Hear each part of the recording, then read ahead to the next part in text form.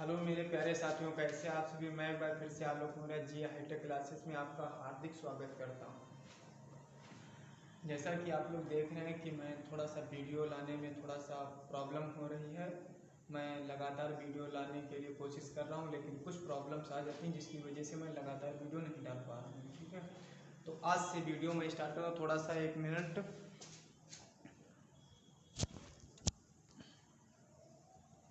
तो आज से मैं वीडियो लगातार थोड़ा सा कोशिश करूंगा डालने के लिए। ठीक जैसा कि आप फिर देख रहे हैं कि लहरों से डटकर नौका पार नहीं होती और कोशिश करने वालों की कभी हार नहीं होती, तथा लहरों से डटकर नौका पार नहीं होती, कोशिश करने वालों की कभी हार नहीं होती। चलो ठीक है, आज मैं लेसन नंबर 4 रासायनिक बलगतिकी, ये हमारे पास इनऑर्गेनिक केमिस्ट्री का लेसन नंबर 4 है। लेसन नंबर 4 रासायनिक बलगतिकी।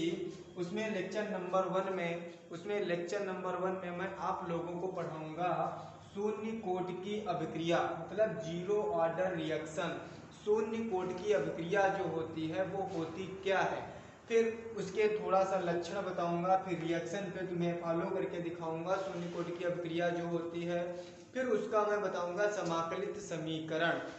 समाकलित समीकरण क्या होता है, फिर मैं ये करके दिखाऊंगा आप लोगों को। शून्य कोट की अभिक्रिया मतलब जीरो ऑर्डर रिएक्शन क्या होती है, देखो थोड़ा सा पहले बता देते हैं। ऐसी अभिक्रिया जिसका वेग अभिकारकों की सांद्रता की शून्य घात के समानुपाती होता है। शून्य घात के समानुपाती होता है, शून्य कोट की अभिक्रिया कहलाती है। मतलब तुमको एक चीज पकड़ना है, पॉइंट, सिर्फ मेन पॉइंट तुमको पकड़ना है। हमने बताया अभिकारकों की सांद्रता की शून्य घात के समानुपाती, मतलब अभिकारकों की, ये देखो अभिकारक हमारे पास, इसकी सांद्रता, ये देखो सांद्रता आर हो गई, अभिकारक की सांद्रता आर, उसके पावर मतलब 0, शून्य घात, ये देखो शून्य घात के समानुपाती होती है। ये देखो समानुपाती होती है। क्या कहलाती है, शून्य कोट की अभिक्रिया कहलाती है। फिर से एक बार देखो, बाउंस बैक। ऐसी अभिक्रिया जिसका वेग अभिकारकों की सांद्रता की शून्य घात के समानुपाती होता है, शून्य कोट की अभिक्रिया कहलाती है। कौन से कोट की अभिक्रिया, शून्य कोट की अभिक्रिया कहलाती है। कोई हमने मान लिया अभिक्रिया R टेंड्स टू P, मतलब अभिकारक से उत्पाद तक, रिएक्टेंट से प्रोडक्ट तक, R टेंड्स टू P, मतलब हमारे पास R क्या हो गया, अभिकारक। जो देखो R हमारे पास हो गया अभिक्रिया की दर, हमारे पास क्या हो गया R, अभिक्रिया की दर R हमारे पास हो गया अभिक्रिया की दर, और अभिकारक की सांद्रता की शून्य घात के समानुपाती होती है, शून्य कोट की अभिक्रिया कहलाती है। ये तो हमारे पास हो गई शून्य कोट की अभिक्रिया।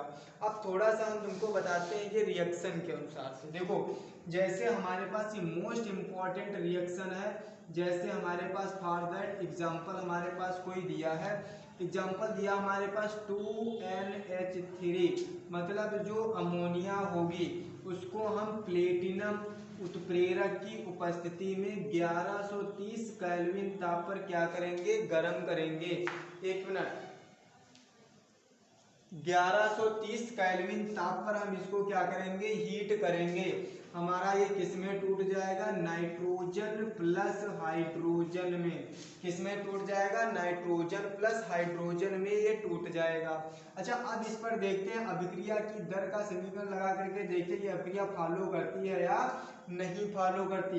इस अभिक्रिया में रिएक्टेंट कौन है, ये देखो, ये रिएक्टेंट, प्रोडक्ट कौन हमारे पास, ये देखो प्रोडक्ट हो गया। अभी हमने बताया था अभिकारकों की सांद्रता की शून्य घात के समानुपाती होती है, तो अभिकारक की सांद्रता कौन, R का मतलब कौन, NH3, तो R इक्वल टू के, R मतलब NH3 NH3, इसकी पावर कितना, 0। अच्छा किसी संख्या की पावर 0 अगर जो हो जाए, किसी संख्या की पावर 0 का मतलब होता है 1, किसी संख्या की पावर 0 का मतलब 1, मतलब r इक्वल टू कितना के हमारे पास, ये हमारे पास क्या हो गया, चूंकि NH3 की पावर 0 इक्वल टू कितना 1, इसीलिए हमने इसकी जगह पे 1 पुट करा दिया, तो कितना हो गया r इक्वल टू के, देखो r इक्वल टू के फॉलो हो गया, r बराबर है किसके, के हो गया हमारे पास। अच्छा दूसरी रिएक्शन इसी में करा ले फॉर दैट एग्जांपल, ये तो हमारे पास 1 हो गया। सेकेंड रिएक्शन अच्छा इसी में करा ले, हमारे पास दिया H2 plus Cl2 gives that, ये होगी हमारी सूर्य के प्रकाश की उपस्थिति में, सूर्य के प्रकाश की उपस्थिति में वो भी जल प्रेजेंस होगा, जल क्या बनेगा 2HCl बनेगा, क्या बनेगा हमारे पास 2HCl।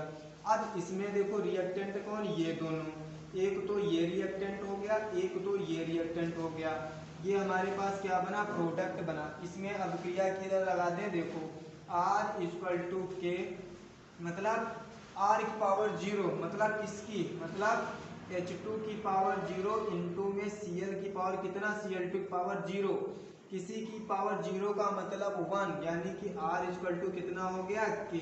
देखो इसमें भी फॉलो हो गया, इसमें भी फॉलो हो गया। अच्छा तुम्हें दूसरी रिएक्शन बता दें, देखो फॉर द थर्ड एग्जांपल जो हमारे पास दिया है, मान लो थर्ड एग्जांपल दिया है 2NO गिव्स दैट, हमारे पास दिया है 2NO, मान लो ऑरम, मतलब ऑरम सोने की उपस्थिति में अगर जो हम ये अभिक्रिया कराते हैं तो हमारे पास कौन बनेगा, 2N2 प्लस का बनेगा हमारे पास O2। अब रिएक्टेंट हमारे पास कौन हुआ, ये देखो ये रिएक्टेंट हुआ, ये हमारे पास कौन हुआ, प्रोडक्ट।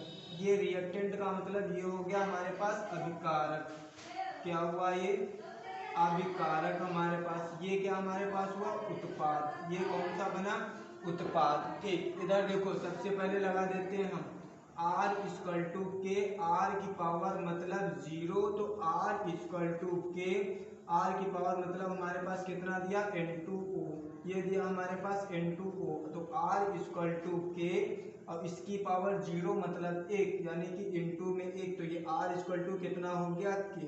देखो यहाँ पर भी रूल हमारा फॉलो कर गया, रूल फॉलो हो गया, यहाँ पर भी रूल R इक्वल टू के, यहाँ पर भी R इक्वल टू के, यहाँ पर भी R इक्वल टू के। ये तीनों एग्जाम्पल हमारे पास इम्पॉर्टेंट है इस अभिक्रिया रिएक्शन के लिए, ये तीनों इम्पॉर्टेंट हमारे पास रिएक्शन। देखो ये तो हमारे पास अभिक्रिया हो गई हमारे पास, ये शून्य कोट की अभिक्रिया है, हमने रिएक्शन पे फॉलो करा दी। अब हम पढ़ेंगे शून्य कोट की अभिक्रिया का समाकलित समीकरण, वो समाकलित समीकरण प्रूव कैसे करते हैं हम तुमको ये बताएंगे, ठीक है। तो इसका जल्दी से स्क्रीनशॉट ले लीजिए। चलो देखो अब हम बताते हैं तुमको शून्य कोट की अभिक्रिया का समाकलित समीकरण। इधर देखो थोड़ा सा, शून्य कोट की अभिक्रिया का समाकलित समीकरण।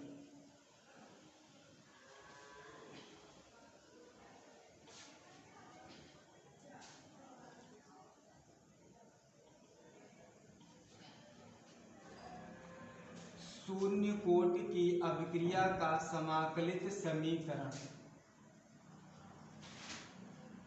शून्य कोट की अभिक्रिया का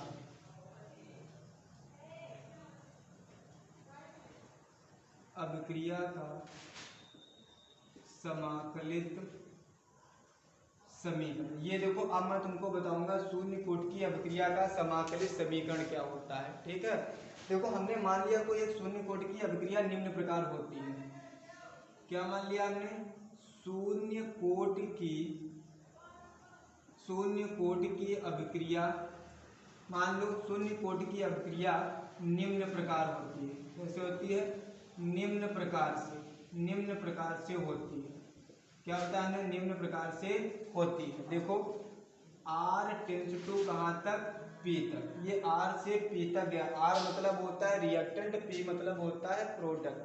R मतलब क्या रिएक्टेंट, P मतलब क्या होता है प्रोडक्ट। देखो तब हम इस पे क्या लगा दें, वेग नियम लगा दें, क्या लगा दें, अभिक्रिया का वेग नियम लगा देते हैं। देखो वेग नियम लगाएंगे तो हमारे पास हो जाएगा R equal to minus dr/dt, ये हो जाएगा हमारे पास, ये वेग नियम हमारे पास है। क्या है, वेग नियम। क्या बताया हमने, R equal to minus D R बटा डी टी हमने लगा दिया। अच्छा एक चीज, डी आर बटा डी टी तो लगा दिया, मान लो ये हमारी अभिकारक सांद्रता के कुछ समय में, कुछ मतलब समय होगा हमारे पास टीचर समय, मतलब बहुत छोटा निम्न समय होगा, उस समय पे हमने ये रिएक्टेंट इसका निकाल लिया। ठीक है, देखो ये मान लो यहाँ पे इक्वल टू, ये किसके हो जाएगा, के, और आर की पावर कितना हो जाएगा, 0। ये हमारे पास बन गया।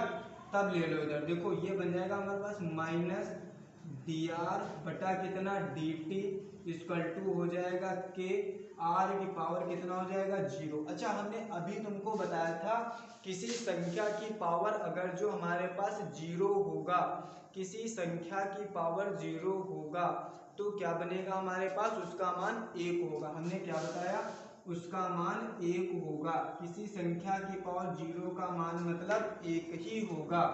तो माइनस डी आर बटा डी टी इक्वल टू कितना हो जाएगा, के, इंटू में कितना 1, तो हो जाएगा माइनस डी आर बटा डी टी इक्वल टू कितना, के। देखो ये हमारे पास आ गया, ये हमारे पास समीकरण मान लो 1 आ गया। अब इस समीकरण 1 की क्या करा दें, तिरछी क्रॉस मल्टीप्लिकेशन करा दें, तो minus D R equal to हो जाएगा के डी टी। ये मान लो समीकरण, या इसको एक समीकरण ना माने तो समीकरण इसको 1 मान लो। ये समीकरण जो हमारे पास आई, इस समीकरण को क्या कर दें हम, इंटीग्रेट कर दीजिए। इस समीकरण का बोथ साइड में इंटीग्रेशन कर दीजिए, समाकलन कर दीजिए।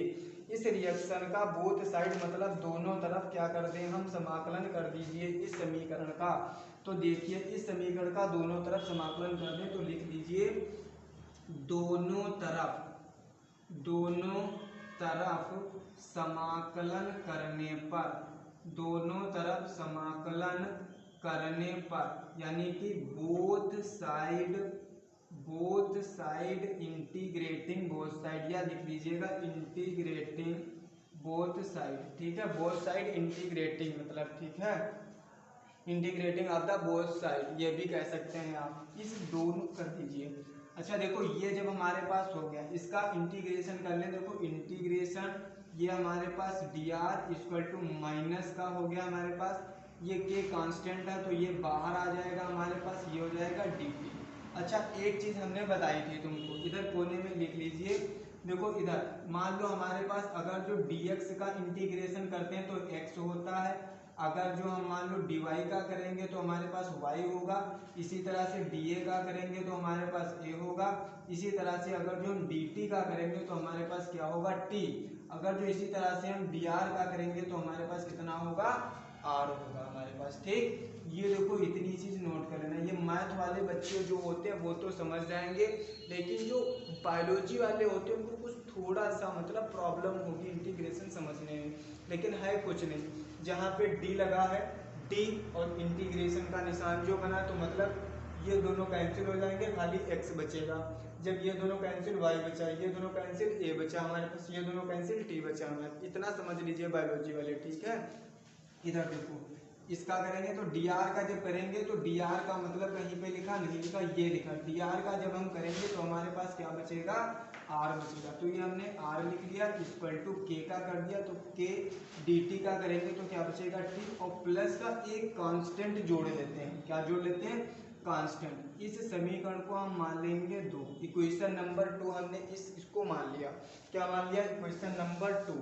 अच्छा अब तो आती है ये, मतलब ये समीकरण तो हमें प्राप्त हो गई, लेकिन अब इस समीकरण को सॉल्व कैसे करेंगे, मान वैल्यू कैसे पुट कराएंगे। तो कुछ नहीं करना तुमको। देखो पहले हमारे पास क्या था, अभिक्रिया थी, मतलब t इक्वल टू हमने 0 पर कोई रिएक्शन कराई थी। ये हमने t इक्वल टू 0 पर कोई रिएक्शन कराई थी। हाँ, तो x की वैल्यू हमारे पास जो थी, t की वैल्यू जो हमारे पास 0 थी। जब t की वैल्यू 0 थी तब r की भी वैल्यू हमारे पास क्या थी, 0 थी। मतलब जब कुछ समय पर हम अभिक्रिया करा रहे थे तब हमारे पास प्रोडक्ट जो था वो 0 ही प्राप्त हो रहा था। और जब कुछ समय मतलब हम t इक्वल टू मान लो कुछ समय ले लेते हैं, कुछ समय ले लिया हमने, तब हमारे पास R इक्वल टू क्या हो जाएगा, R नॉट, मतलब हमें कुछ प्रोडक्ट मिल जाएगा। जब कुछ समय पर अपक्रिया कराएंगे तो कुछ प्रोडक्ट मिल जाएगा। तो मान लिया हमने ये ले लिया, तो इधर देखो, तो R इक्वल टू 0 ही ले लें हम, तो 0 ले लिया हमने, ठीक है। मतलब कुछ समय पर मान लो, चलो नहीं वो मानो, ठीक है, तो R इक्वल टू 0 पर R equal to R naught मान लेते हैं हम, चलो मान लिया हमने, ठीक है। तो R की जगह पे रख दिया हमने R naught equal to minus का K इंटू टी की 0 प्लस का कितना हो गया C, ये इतना हो गया। तो R0 इक्वल टू माइनस का ये तो 0, तो 0 प्लस का कितना C, मतलब ये हमारे पास बचा का C बचा हमारे पास। ये समीकरण हो गया हमारे पास थर्ड। अब इस समीकरण की वैल्यू किस में पुट करा दें, सेकेंड में। तो पुटिंग द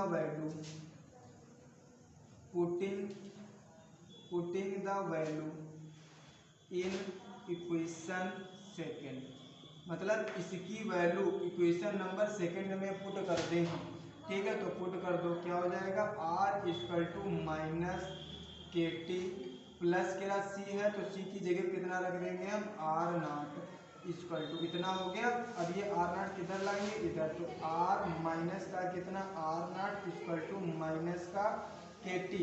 अब देखो ये माइनस का इधर ले आए हैं, तो क्या बन जाएगा हमारे पास, ये बन जाएगा माइनस का R प्लस का R नॉट इक्वल टू के टी हो जाएगा। अब ये R नॉट पहले ले आइए, माइनस का R इक्वल टू कितना, के टी।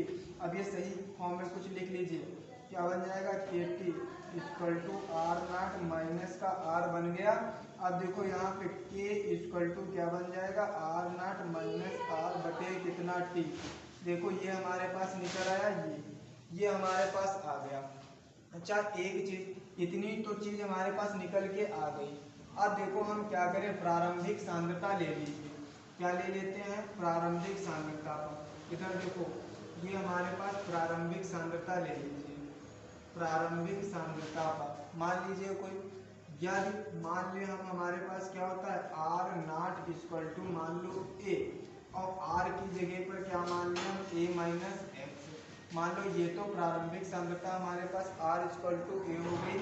ये अंतिम सांद्रता अगर जो मान लो हम मान लेते हैं, अंतिम सांद्रता R equal to A minus X, दोनों की जगह पे वैल्यू हम क्या कर दें, पुट कर दें। तो देखो क्या बन जाएगा हमारे पास, K equal to R naught की जगह पे क्या, A माइनस का R की जगह पे कितना, A माइनस एक्स का अपान में कितना T। तो क्या बन जाएगा, K equal to A minus का A प्लस का कितना x अपान में कितना T। हमारे पास A और A क्या हो जाएगा, कैंसिल हो जाएगा। तो K इक्वल टू क्या बचेगा, x बाई टी। यही जो हमारे पास इक्वेशन आ गई है, ये जो इक्वेशन हमारे पास आई है, यही क्या होगी हमारे पास, ये समाकलित समीकरण हो गई। यही शून्य कोटि की अभिक्रिया की समाकलित समीकरण। अच्छा, इसमें कोई हमसे पूछ दे x बटा टी, इसमें x क्या होता है, तो हम बताएंगे वियोजन की मात्रा, वियोजन की मात्रा बताएंगे। अच्छा, टी पूछ दे तब क्या बताएंगे, समय, क्या बताएंगे, समय। और जो हमारे पास के पूछ दे तब क्या बताएंगे, ये बताएंगे स्थिरांक, क्या बताएंगे, ये होता है स्थिरांक। अच्छा, थोड़ा सा समझ में आई, नहीं आई, समझ में आई होगी जरूर, हमने इतनी विधिवत से समझाया है। देखो हमने बताया कोई शून्य कोटि की अभिक्रिया का समाकलित समीकरण हमने बताया, कैसे लेते हैं, इधर देखो, जैसे शून्य कोटि की अभिक्रिया का समाकलित समीकरण हमने मान लिया, शून्य कोटि की अभिक्रिया निम्न प्रकार से होती है, R टेंस टू P कराया हमने। अरे यार समझो, पहले थोड़ा सा समझ नहीं रहे हो तुम, इधर उधर चकबक चकबक देख रहे हो। इधर देखो क्या था, लहरों से डटकर नौका पार नहीं होती और कोशिश करने वालों की कभी हार नहीं होती। लहरों से डटकर नौका पार नहीं होती, कोशिश करने वालों की कभी हार नहीं होती। एक बार नहीं, दो बार नहीं, तीन बार, एक बार कापी पे लिख के तो देखो, प्रूफ करके तो देखो, एक बार नहीं जान पाओगे, दो बार, तीन बार, चार बार मेरा वीडियो देखो, आराम से तुमको समझ में आएगी शून्य कोटि की अभिक्रिया क्या होती है। ये अभिक्रिया होती क्या, बहुत ही इम्पोर्टेंट है। ये सवाल में उसमें बोर्ड के एग्जाम में बहुत ही पूछी जाती है। या तो तुम्हारे पास फर्स्ट ऑर्डर रिएक्शन प्रथम कोटि की अभिक्रिया आएगी, या तो तुम्हारे पास शून्य कोटि की अभिक्रिया आएगी। दो में से एक रिएक्शन पूछी जाती है, ये मतलब अभिक्रिया, और इस पे एक न्यूमेरिकल पूछा जाता है। या तो शून्य कोटि की अभिक्रिया पे आएगा या तो प्रथम कोटि की अभिक्रिया पे आएगा। श्योर है, आना ही आना है। ठीक, इंपॉर्टेंट बहुत है, इसलिए हमने इतना डिटेल से पढ़ाया है तुमको। वेग नियम लगा दिया, r equal to minus D R बटा D T equal to K R की पावर 0। तो माइनस डी आर बटा D T equal to K R की पावर 0 हो गया, तो 0 मतलब यानी कि 1। तो माइनस डी आर बटा D T equal to k into 1, यानी कि माइनस डी आर बटा D T equal to k हो गया। D are equal to minus k d t, ये हमारे पास इक्वेशन नंबर 1 हो गई। ठीक है, तो दोनों तरफ समाकलन करने पर इसको हमने समीकरण 1 मान लिया, दोनों तरफ हम क्या कर देंगे, समाकलन कर देंगे। अब जब समाकलन करेंगे तब देखो इस टाइप से तुमको करना है। जो समाकलन होता है मैथ वाले बच्चे तो समझ जाते हैं, लेकिन जो हमारे पास बायोलॉजी के बच्चे होते हैं वो नहीं समझ पाते। थोड़ा सा दिमाग लगाएंगे, थोड़ा सा, ज़्यादा नहीं, थोड़ा सा दिमाग लगाओ, आराम से समझ में आएगा। क्योंकि तुम लोगों के पास दिमाग तो बहुत होता है लेकिन उसका यूज करना नहीं जानते हो। यूज करो दिमाग को, ठीक है, यूज करो। जिस तरह से लहरों से डटकर नौका पार नहीं होती और कोशिश करने वालों की कभी हार नहीं होती। तो ये रिएक्शन हमारे पास रही, 0 शून्य कोटि की अभिक्रिया का समाकलित समीकरण रहा। आप लोगों को अगर जो ना समझ में आ तो हमें कमेंट जरूर करें। अच्छा, एक बात है, देखो समझ में तो आएगा, थोड़ा सा दिमाग पढ़ने में लगेगा तभी समझ में आएगा। थोड़ा सा बैठने की आदत डालो कि हाँ बैठ लें हम, घूमने की आदत कम कर दो। ठीक है, अगर जो घूमने की आदत डालोगे तो पढ़ने की आदत छुड़ानी पड़ेगी, तुम्हें पढ़ने की आदत नहीं डाल पाओगे। ठीक है, जिससे घूमने की आदत कम डालो, थोड़ा सा बैठने की आदत डालो, बैठने के साथ साथ पढ़ना सीखो कुछ। जब पढ़ जाओगे तभी आप आगे जा करके कुछ सक्सेस हो पाओगे। ठीक है, आज के लिए इतना ही। बेस्ट ऑफ लक, जय हिंद, जय भारत। और हाँ, हमारे चैनल को सब्सक्राइब करना, लाइक करना और कमेंट करना तो बिल्कुल ना भूलें। ठीक, अगर जो हमारे चैनल पर नए हैं तो सब्सक्राइब, बेल आइकन, घंटा जरूर बजाएं। ठीक है, आज के लिए इतना, धन्यवाद।